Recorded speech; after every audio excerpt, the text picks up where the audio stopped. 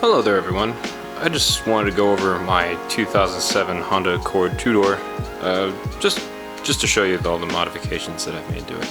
So let's get to it.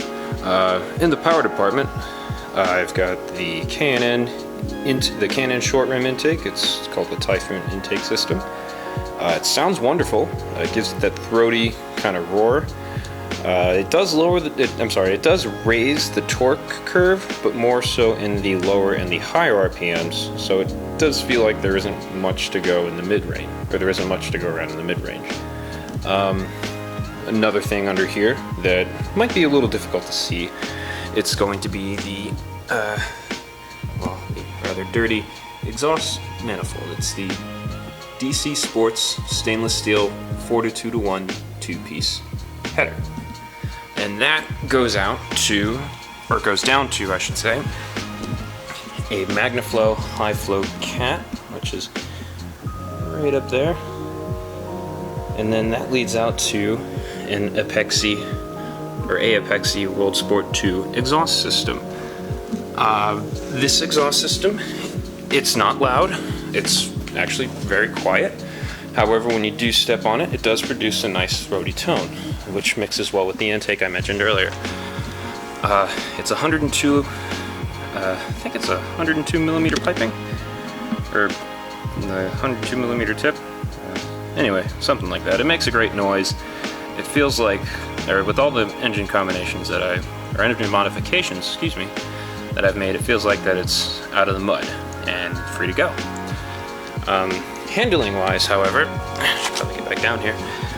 The modifications, I've got a CT Engineering 28mm sway bar for the Accord /TSX.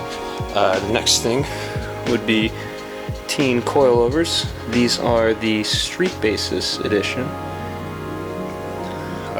Next, sorry, really sweaty. As I'm sure you saw earlier, it's the DC Sports carbon steel strut tower bar. Now this thing really braces the two struts together. I mean, if I can hold you steady here, that doesn't move whatsoever. I love it. It's really improved the handling.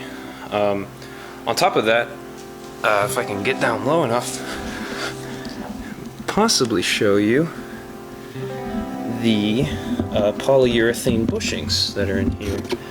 The only reason why I can't show you probably... Oh, wait a minute.